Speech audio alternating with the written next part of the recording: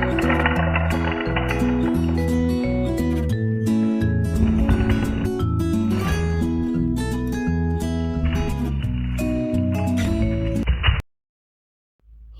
ನಮಸ್ಕಾರ, welcome back my channel.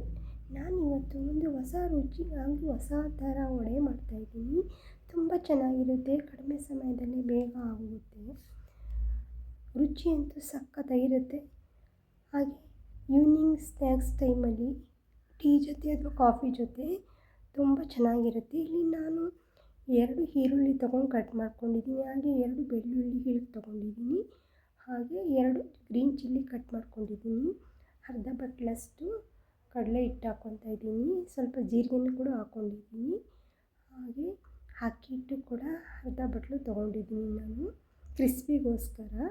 ಇಲ್ಲಿ 1 spoon ಆಗೋಷ್ಟು ರೆಡ್ ಚಿಲ್ಲಿ ಪೌಡರ್ ತೊಗೊಂಡಿದ್ದೀನಿ.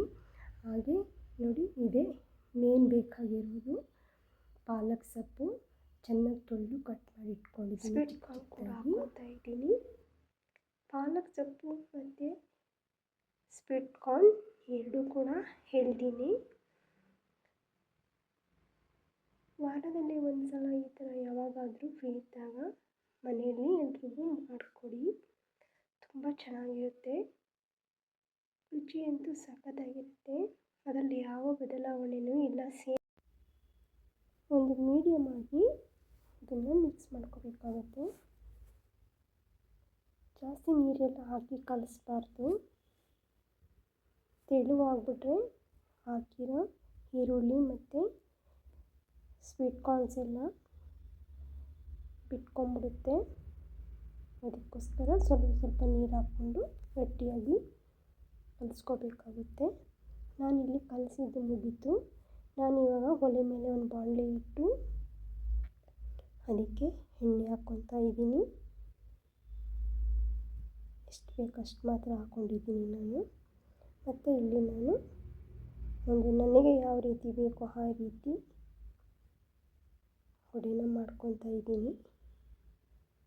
ತೆಳುವಾಗಿ ಮಾಡ್ತಾಯಿದ್ದೀನಿ, ತುಂಬ ದಪ್ಪವಾಗಿಬಿಟ್ರೆ ಒಳಗಡೆ ಬೇಯೋದಿಲ್ಲ, ಮೇಲೆಲ್ಲ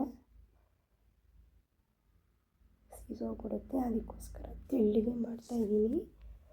ತೆಳುವಾಗಿ ಮಾಡೋದ್ರಿಂದ ತುಂಬ ಚೆನ್ನಾಗೂ ಇರುತ್ತೆ, ಕ್ರಿಸ್ಪಿಯಾಗೂ ಬರುತ್ತೆ, 2 ಸೈಡು ನೀಟಾಗಿ ಬೆಂದಿರುತ್ತೆ.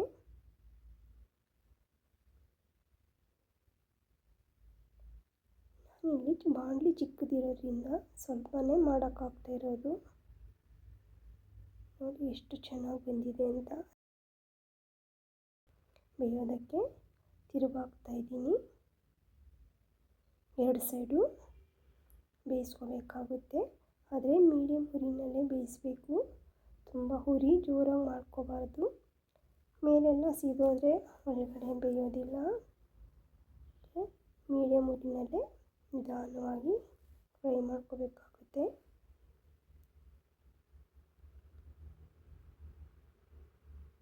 ನೋಡಿ ಫ್ರೈ ಆಗಿದೆ, 2 ಸೈಡು ಕೂಡ ಬೇಯಿಸಿ ತೆಗಿತಾ ಇದ್ದೀನಿ.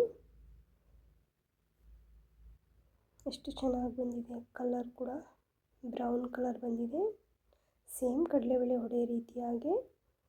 ನಾನಿಲ್ಲಿ ತಟ್ಟೆಗೆ ಟಿಶ್ಯೂ ಹಾಕಿಟ್ಟಿದ್ದೆ, ಅದಕ್ಕೆ ಹಾಕ್ಕೊತಾ ಇದ್ದೀನಿ. ಇದನ್ನು ಕೂಡ ಅದು 1 ಸೈಡ್ ಬೆಂದಿರಲಿಲ್ಲ, ಅದಕ್ಕೋಸ್ಕರ ಸ್ವಲ್ಪ ಫ್ರೈ ಆಗಲಿ ಅಂತ ಬಿಟ್ಟಿದ್ದೆ. ನೆಕ್ಸ್ಟು ಮತ್ತೆ ಇನ್ನೊಂದು ಸಲ ಮಾಡಿ ನಿಮಗೆ ತೋರಿಸ್ತಾ ಇದ್ದೀನಿ ನಾನು.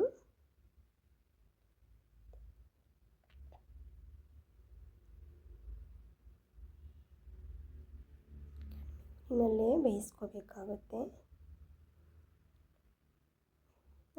ಅದನ್ನು ಕೂಡ ತೆಗಿತಾ ಇದ್ದೀನಿ. ಈಗ ಸರ್ವ್ ಮಾಡ್ತಾಯಿದ್ದೀನಿ. ನೋಡಿ,